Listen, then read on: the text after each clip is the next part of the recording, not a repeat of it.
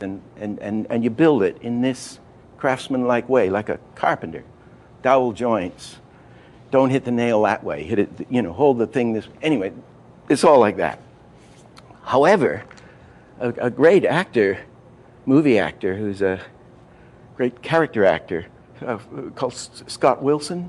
He's one of those guys that when you see him in a movie, he's always looks completely different. And he took the course in San Francisco, and I was saying, of course, I'm sorry, Scott, there's nothing in this 3 days here about acting. And he said, are you kidding?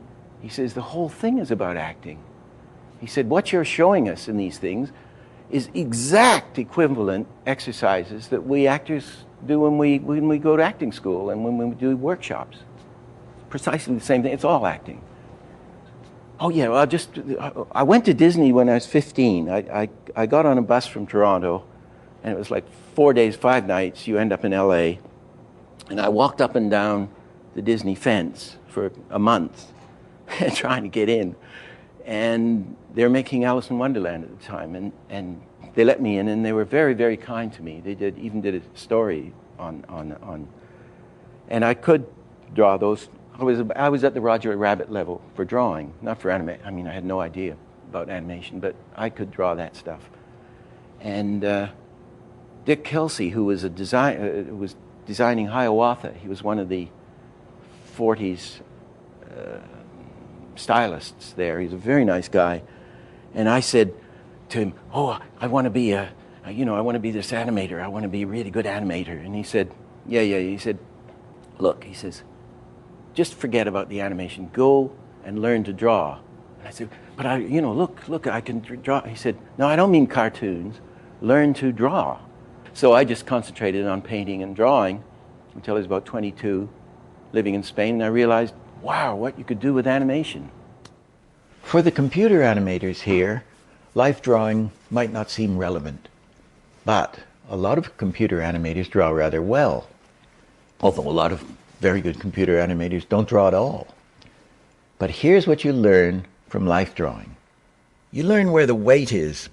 You learn where to place things. You learn proportion. You learn clarity.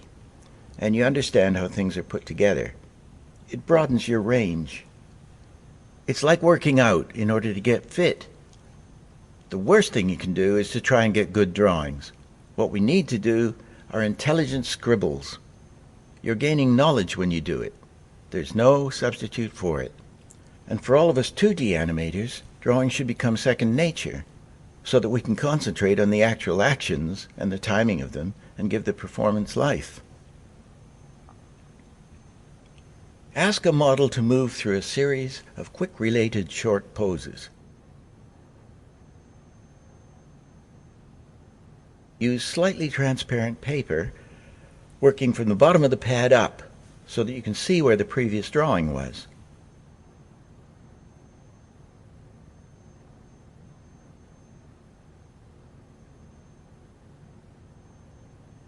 The poses should last 30 or 40 seconds, so there's no way you could do fancy drawings. You just have to try to catch what's happening. It's a terrific way to study action and weight.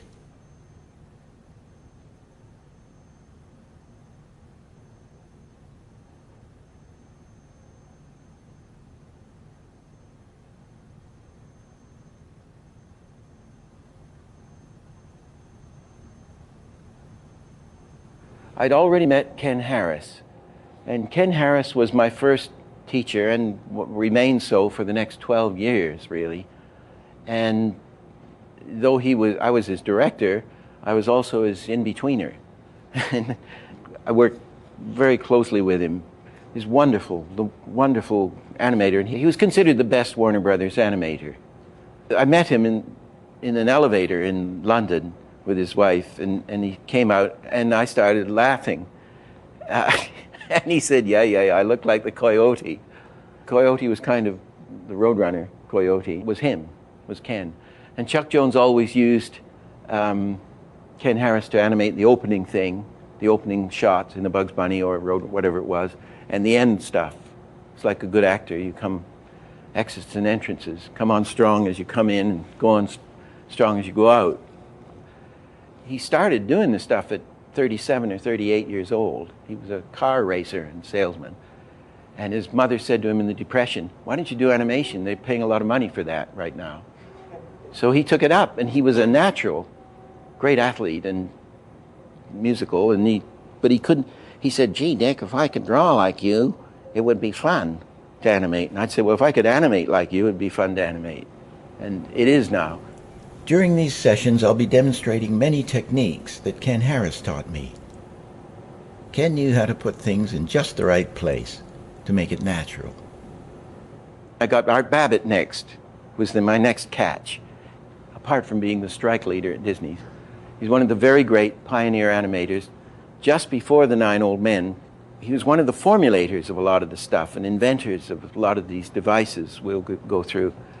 And he animated Geppetto in Pinocchio. He directed and animated a lot of the clowns in Dumbo.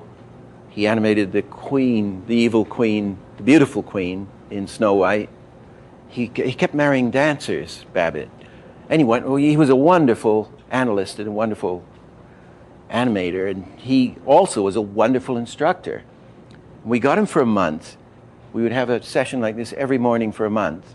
And then in the afternoon, we'd try to do the commercial work to pay for it. And then in the evening, we'd do all these tests he demanded us to do. And then he'd critique them the next day and stuff. And it was the most exciting month of my life. And Babbitt he would tell you all this stuff you wanted to know, and out would come all these formulas, devices, and everything. Art was an analyst. We'll be showing some of the pioneer devices that he articulated. He knew how to break things down. Art Babbitt and Ken Harris usually worked at my studio at the same time, sometimes along with Grim Natwick, creator of Betty Boop. On one occasion, Art was working on my movie The Thief, and Ken Harris was working on the titles for The Return of the Pink Panther. When we were doing The Panther, the first one, a guy was making a documentary on the Panther, a 16 millimeter, an American director, and he was sort of doing a PR job, I guess, or just getting material. So he came around to the studio when we were actually just starting to animate the thing, and I'd be doing the drawings for Ken, and Ken would be saying how to do it, and we brought Art in and started to discuss it. You mean this is too many? Just tick, tick, tick, tick, tick, tick, tick. Yeah, that's it. Do it in 24. That's interesting. Do it in 24. Yeah. You could do a kind of a double bounce in there, couldn't you? Tick, Oh, that's funny. tick, tick, tick, tick. And I'd just like you to notice one thing. He says, when I'm doing a drawing of the tail and the bum, he says, "It's a bit too exaggerated, Dick." But that's a better drawing, though, isn't it? I mean, if you get that space. I think, to me,